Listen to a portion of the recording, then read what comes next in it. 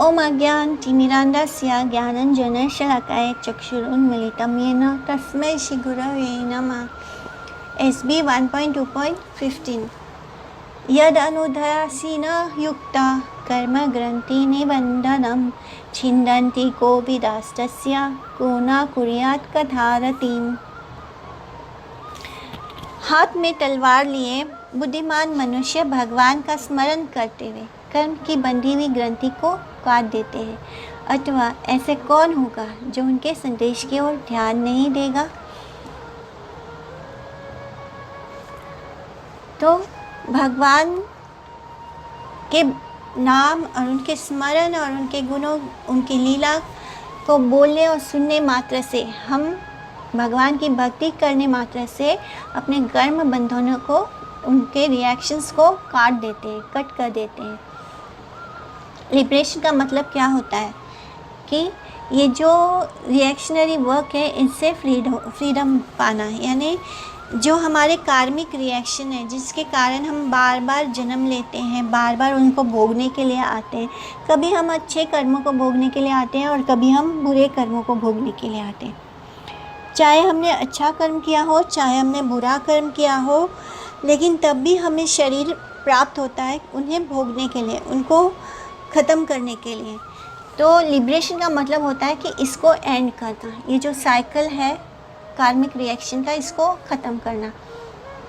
लेकिन ये जो लिबरेशन है, ये जो मुक्ति है, वो ऑटोमेटिकली फॉलो करती है उसे जो कॉन्स्टेंटली, जो लगातार भगवान के ट्रांसेंडेंटल पास टाइम्स, उनकी लीलाओं का स्मरण करता है। तो इस तरह ये कितना आसान है, जो बहुत कठिन है वो बड़ा आसान कर देते हैं भगवान। जब हम उनकी लीलाओं का स्मरण करते हैं, ऑटोमेटिकली हम इस जीवन मृत्यु के चक्र से ही मुक्त हो जाते हैं, हम अपने कार्मिक रिएक्शंस को ही ख़त्म कर देते हैं।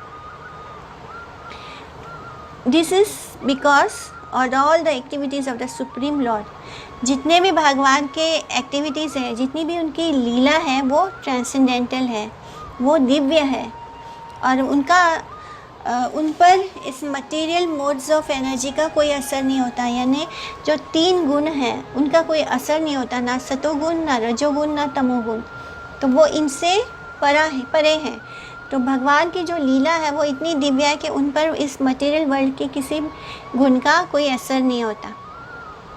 वो सबको आकर्षित करती है और भगवान के और क्योंकि हम लीला बोलते हैं तो हम कॉन्स्टेंटली भगवान के समीप रहते हैं।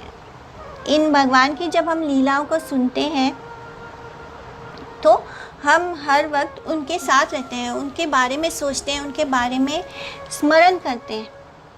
तो इस तरह धीरे धीरे जो कंडीशन सोल है वो पतित आत्मा ये जो मटेरियल बॉन्डेज का नॉट है उसको कट कर देता है, जिसके कारण हम इस भौतिक संसार से जुड़े हैं उसको हम कट कर लेते हैं बड़ी आसानी से। इसलिए कहा जाता है कि जो मुक्ति है वो डिवोशनल सर्विस का बाई प्रोडक्ट है, यानी भक्त के पीछे मुक्ति चलती है। मुक्ति अपने आप ही बहुत ही सहजता से बिना किसी एफर्ट के ही एक भक्त को प्राप्त हो जाती है। इसलिए जो ज्ञान है वो काफ़ी नहीं होता हमें मुक्ति देने के लिए। जो हम ज्ञान प्राप्त करते हैं उससे हमें मुक्ति का रास्ता इतना आसान नहीं है। लेकिन जो नॉलेज जो भक्ति से ओवर कोटेड होता है, जिस नॉलेज में भक्ति भी होती है, जिस ज्ञान में भक्ति भी होती है, वो हमें मुक्ति देने में आसानी, वो हमें आसानी से मुक्ति दे देती है। इसलिए हमें अपने कार्मिक रिएक्शंस को ख़त्म करने का यही एक आसान तरीका है। इसलिए जब हमारे कर्म, जो हम नॉर्मली हम जो भी कर्म करते हैं, जब वो हम कृष्ण भक्ति से कोट हो जाती है, जब वो हम कृष्ण के लिए करना शुरू कर देते हैं तो उसे कर्म योगा कहा जाता है। और वैसे ही जब हम जो नॉलेज इकट्ठा करते हैं उसमें भी जब हम कृष्ण के बारे में खोजना शुरू करते हैं तो वो ज्ञान योग हो जाता है।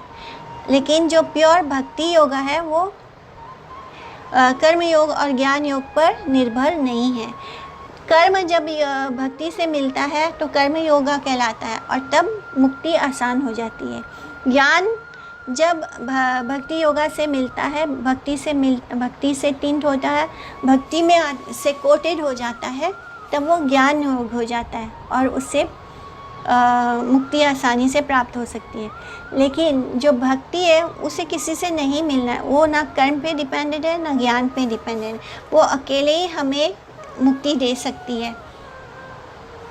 इसलिए भगवान की जो प्रेममयी भक्ति है, प्रेममयी सेवा है, बस इसी से हमें ना तो ज्ञान की ज़रूरत है ना कर्म योगा की ज़रूरत है। हम आसानी से इस मटेरियल वर्ल्ड को क्रॉस कर सकते हैं, अपने कार्मिक रिएक्शंस को ख़त्म कर सकते हैं।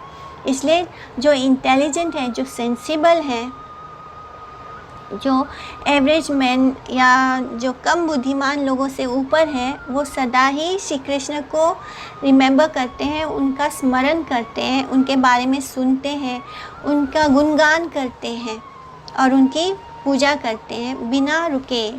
24 घंटे हमें भगवान को याद रखना है, वो ही हमारे जीवन का मेन सेंटर वही होना चाहिए। जिस तरह के जो वृंदावन में जो गोस्वामी श्री चैतन्य महाप्रभु ने जिन्हें एम्पावर करके सेंड किया था, वो हर वक्त भक्ति में ही रहते थे और उन्होंने ही भक्ति कल्ट को आगे बढ़ाया है।